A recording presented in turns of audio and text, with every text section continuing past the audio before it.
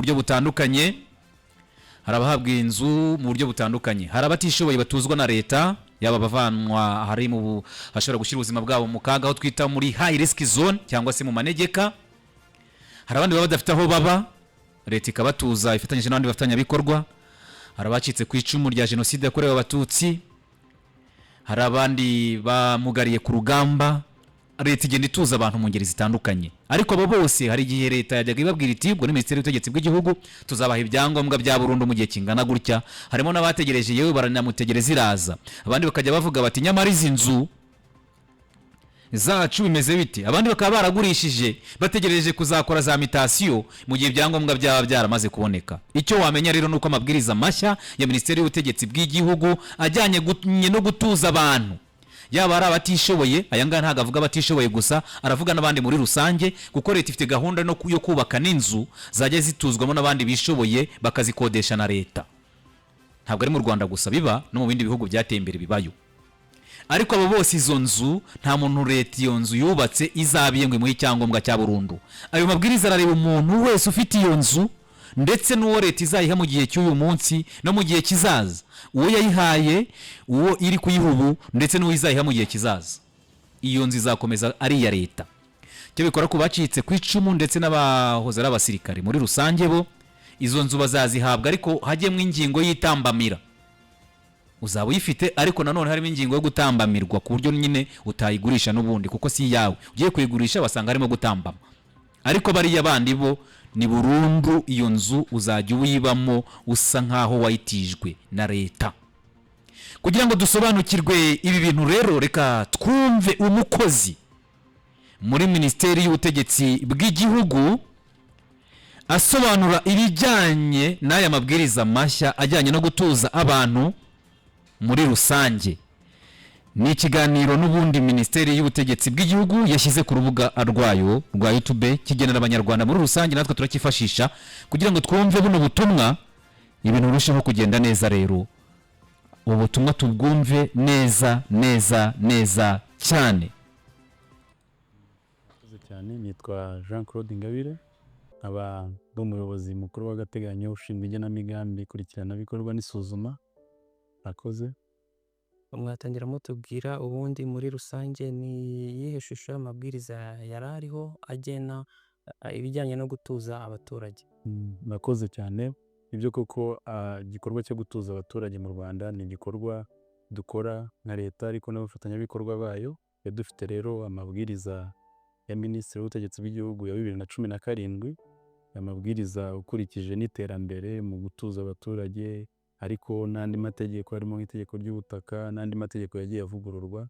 Byagaragaraga ko bikwiye kugira ngo avugururwe ajyanishwe n'igihe, ariko kandi anarebe ibyiciro byose, kuko aya mbere wabonaga ko yita cyane ku byiciro by'abatishoboye, ariko ubu ngubu amabwiriza avuguruye araza kureba gutuza abantu muri rusange, harimo n'abishoboye ndetse n'abatishoboye, bikorwa na leta ndetse n'abafatanyabikorwa bayo.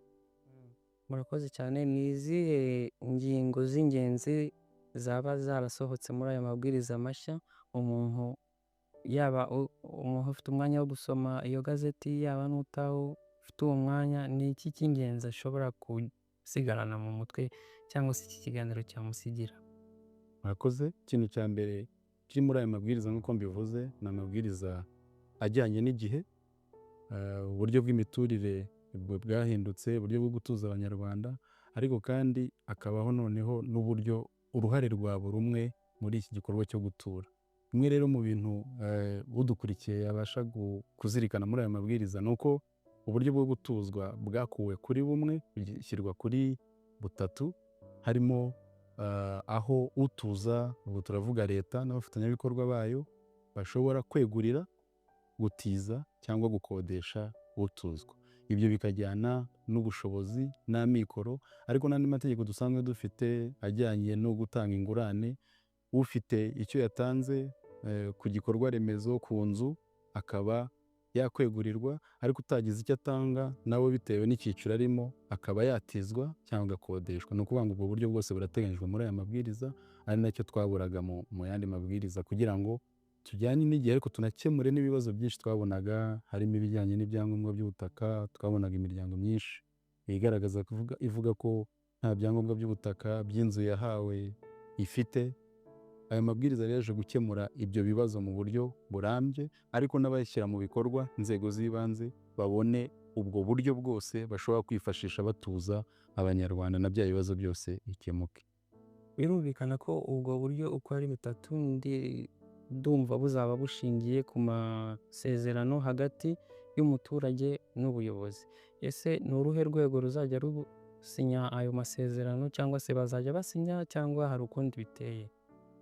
Murakoze, nibyo koko ukurikije wenda tubanje gusobanura icyo ubwo buryo bwo gutuza busobanura, nabyo bijyana n'amasezerano, ko hari uburyo bwo gutuza budakenera amasezerano, ko hakaba ubundi buryo bwo gutuza bukenera amasezerano.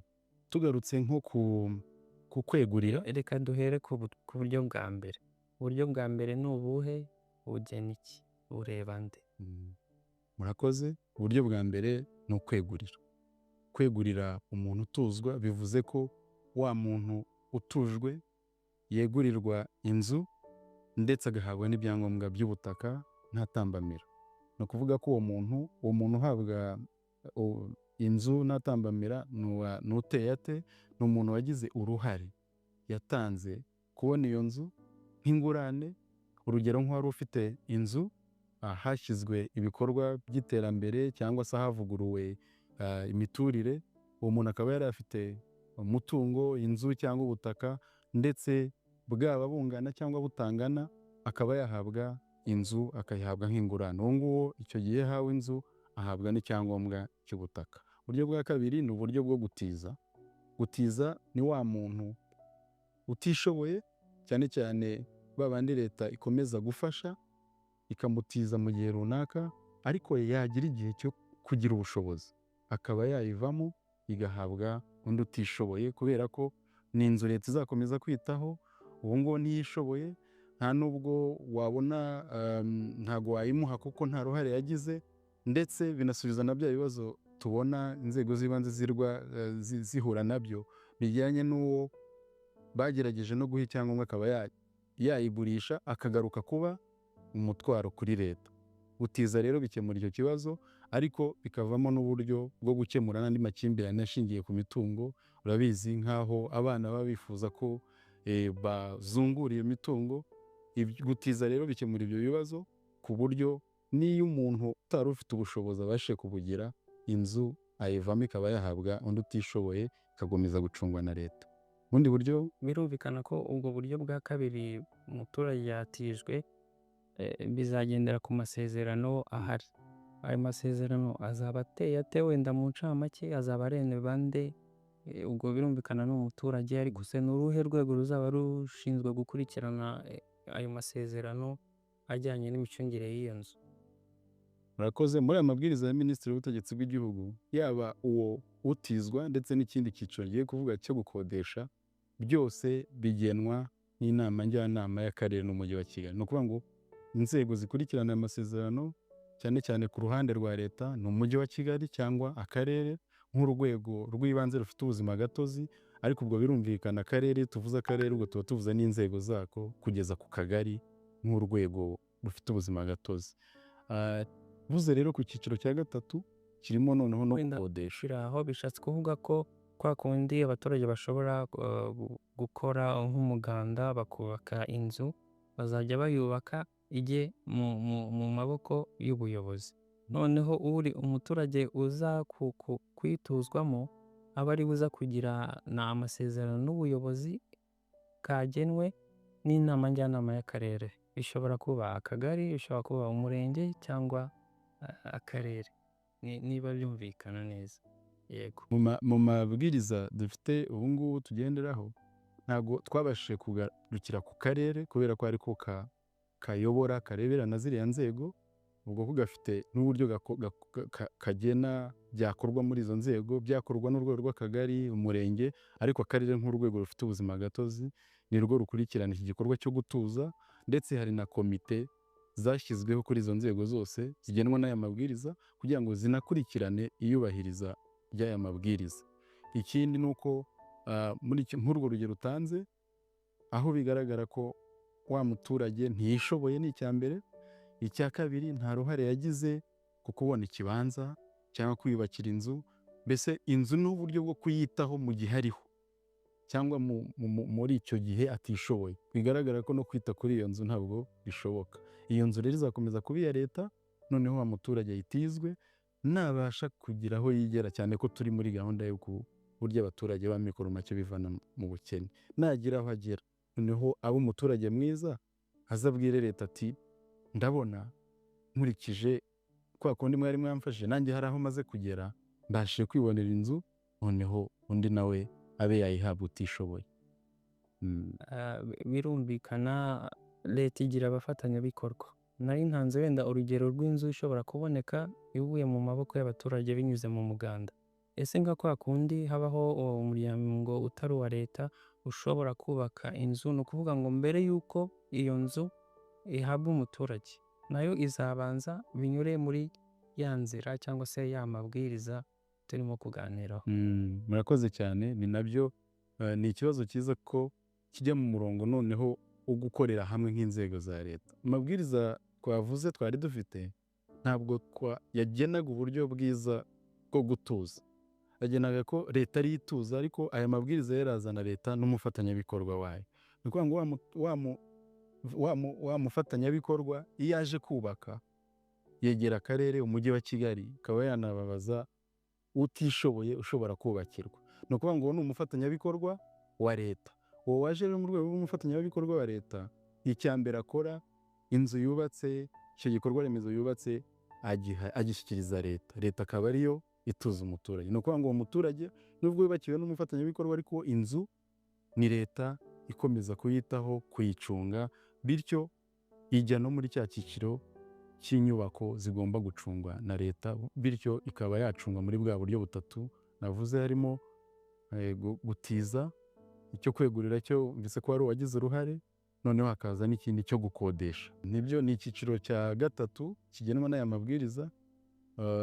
Tuvuye kuri wa wundi wishoboye cyangwa se wa wundi wagize uruhare, rwaba rungana cyangwa rutangana n'igiciro cy'inzu, uwo nguwo wegurirwa, haba wa wundi utishoboye leta ikomeza guherekeza kugira ngo agire aho yivana, ndetse na wa wundi utishoboye leta izakomeza gufasha, icyo gihe leta iramutiza. Ariko hari na wa wundi noneho ufite amikoro, ufite ubushobozi, icyo gihe iyo bigaragara ko hari ubushobozi nubwo butangana n'igiciro cy'inzu, nubwo cyaba ari ubukode butajyanye n'igiciro cy'inzu ku isoko nk'uko tubibona, ariko akarere n'umujyi wa Kigali bafite ubwo buryo. Aya mabwiriza atanga uburyo uwo muntu ashobora kugira uruhare nubwo rwaba ruto cyangwa runini bitewe n'icyo akarere kagennye, kwishyura nk'ubukode kugira ngo akomeze kuyibamo. Ibyo bikajyana na ya gahunda dufite yo kwigira, ariko no kumva ko tugomba kugira uruhare, cyane ko wa muntu nubwo aba atishoboye ariko hari ubushobozi aba ashobora kubona, nubwo butabungana nubwo abandi bishyura nk'igiciro ku isoko, ariko akarere n'umujyi wa Kigali bumvikana igiciro cy'ubukode atanga kuri iyo nzu. Nicyo gice twavuga cyo gukodesha. Yego. Byumvikane neza ko ukodesha ni umuturage uri mu rwego rw'abatishoboye, ntabwo ari inzu iri aho itegereje umupangayi uwo ari we wese ufite amikoro. Ukodesha ni wa wundi utishoboye ariko ushobora kugira amikoro k'ubukode. Urugero akuwe, dufashe nk'urugero, dufashe nk'imidugudu y'icyitegererezo yubakwa, irubatswe, umuntu atujwemo, ariko akagira uruhare runaka atanga, cyane ko aba afite uburyo bwo kubaho.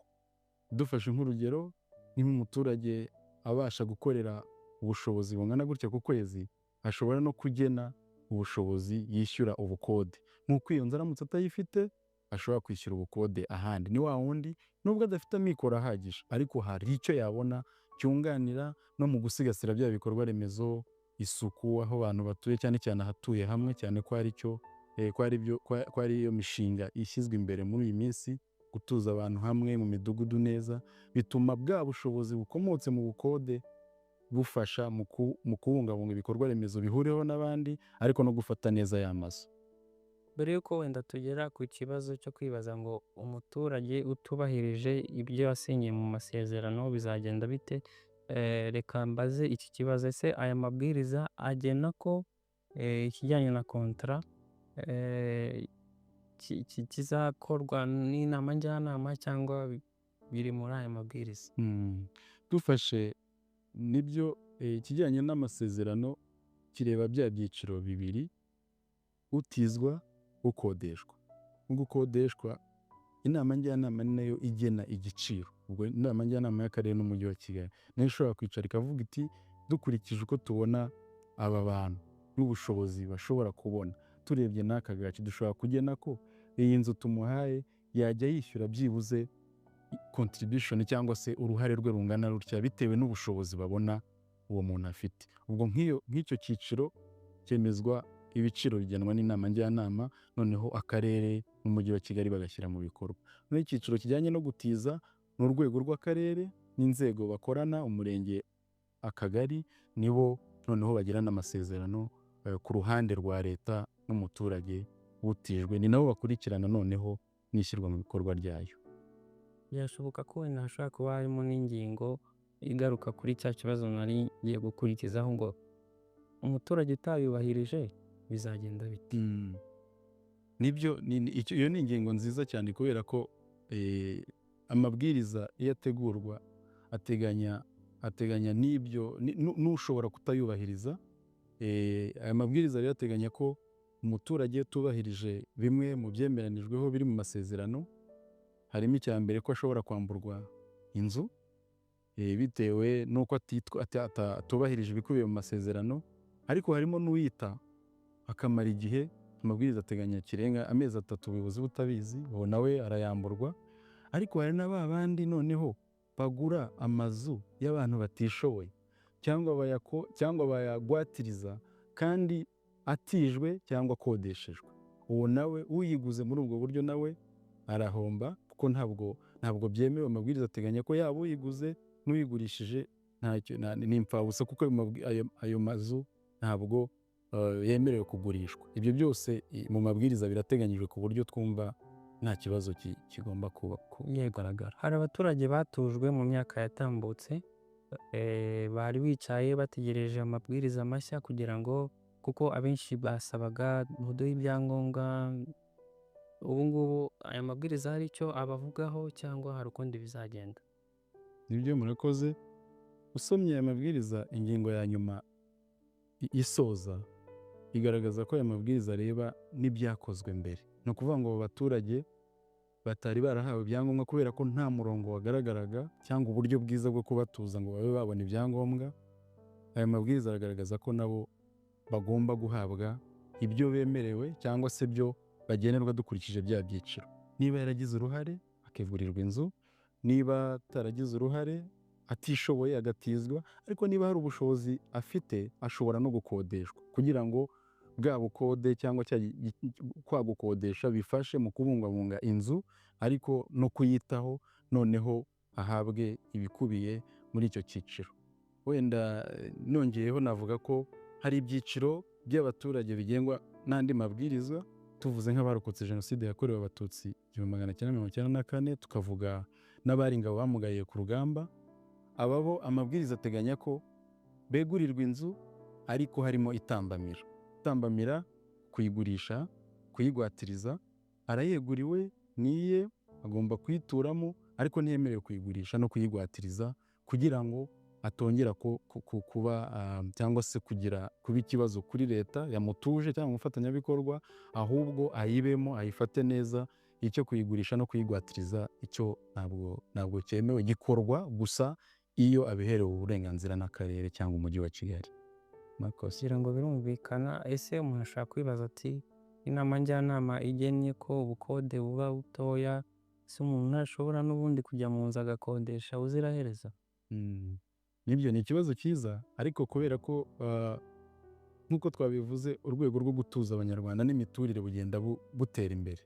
Inama njyanama nk'urwego rureberera akarere n'umujyi wa Kigali, n'ubundi bagira igihe cyo guhora bavugurura bitewe n'ikiriho ku isoko, ubushobozi umuntu agira. Nubwo akodesha ariko ari mu rugendo rwo kwiteza imbere, ashobora no kugera bakavuga ati ariko mbashe ngiye kubona inzu yanjye, dore ya nzu ndabashimira ko mwantuje nkaba naringeze iki gihe nkodesha ku giciro wenda nshoboye, ariko noneho mbashe kubona indi nzu yanjye. Twavuga ko inama njyanama n'ubundi y'umujyi wa Kigali n'akarere bakomeza gusuzuma igiciro cy'ubukode bakurikije amikoro, cyane ko gutuza abanyarwanda ari ibintu bihora biriho, duhora dutuza abanyarwanda kandi n'amikoro y'abantu agenda ahindagurika. Ni ukuvuga ngo inama njyanama ikomeza kugenzura nk'uko igenzura n'ibindi, ikaba yashyiraho igiciro kijyanye n'ubushobozi umuntu afite, ariko naho ubushobozi muri rusange bugenda bwerekera. Murakoze cyane. Sinzi niba hari ikindi tutababajije wenda mwumva cy'ingenzi kiri muri aya mabwiriza tukaba aricyo dusorezaho.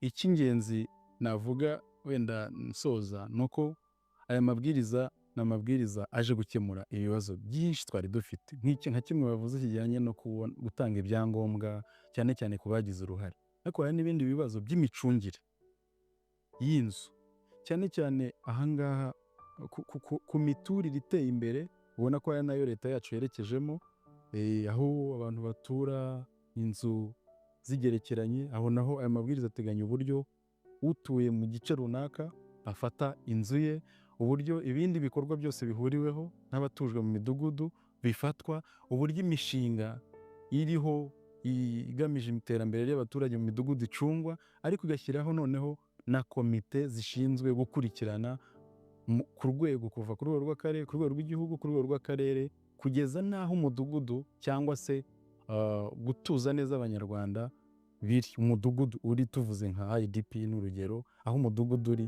hari na komite igomba gukurikirana ishyirwa mu bikorwa ry'aya mabwiriza. Tukumva rero icyo twasaba ni uko amabwiriza inzego z'ibanze ndetse n'abaturage tuyakurikiza, tuyashyira mu bikorwa kugira ngo akemure bya bibazo byinshi twari dufite, ariko anashyireho n'uburyo bwo gucunga amazu ya leta cyangwa se abafatanyabikorwa hagamije kwigira, kuko n'ubundi ubufasha butazahoraho.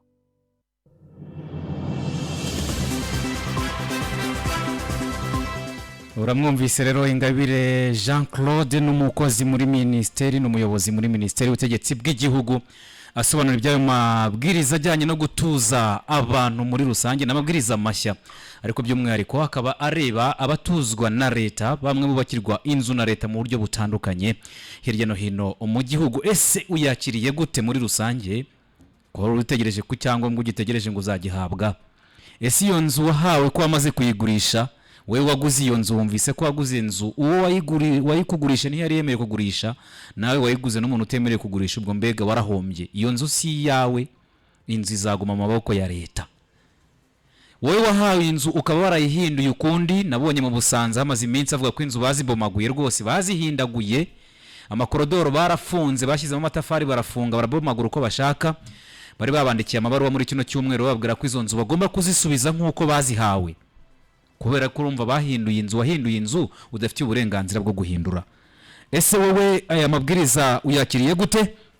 Kuri 0798654541 uduhe igitekerezo, twihuta rwose mu minota mikeya dusigaranye kugira ngo tuyibyaze umusaruro. Turakira nka telefone 3 ariko urasa intego byibuze umunota umwe nutinda.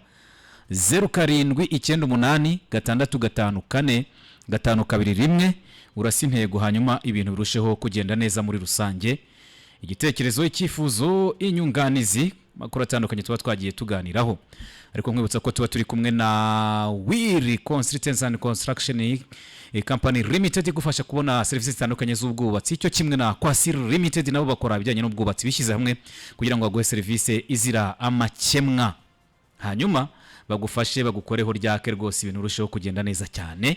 Wowe ukeneye ubujyanama mu bwubatsi, wowe uri gutegura umushinga w'ubwubatsi, wowe ukeneye ubugenzuzi mu bijyanye n'ubwubatsi, wowe ukeneye kubaka inyubako y'ubwoko bwose, wowe ukeneye kugenura ibikoresho by'ubwubatsi, nyamuneka baragufasha, gahunda zigende neza cyane. Katwumve uyu muvandimwe. Halo, tumeze neza. Ninde tuvugana, hiragana he? Inde? Patrick niyo gisubizo. Amabwiriza wayumvise ajyanye no gutuza abantu muri rusange? Uyumvise gute? Cyane numvise babahohoteye. Babahohoteye gute se? kuko hari abantu baba barubakiwe n'imishinga wenda kubera ibibazo runaka bafite, none inzu zabo numva zigiye mu maboko ya leta. none si iyo wubakiwe n'umushinga bivuze ngo uhite nawe ugurisha hanyuma ugende leta izongere igufateho inshingano wayibereye umutwaro amafaranga wagiye ukayarya ukayamara gusa? Oya, hari ukuntu baba batarazigishije ariko bakizirimo ko kariza. Urakoze cyane. Urakoze cyane Patrick mu burasirazuba bw'u Rwanda ati barabahohoteye se ni gute wubakirwa n'umushinga noneho leta inzu kabigiye kuyitwara.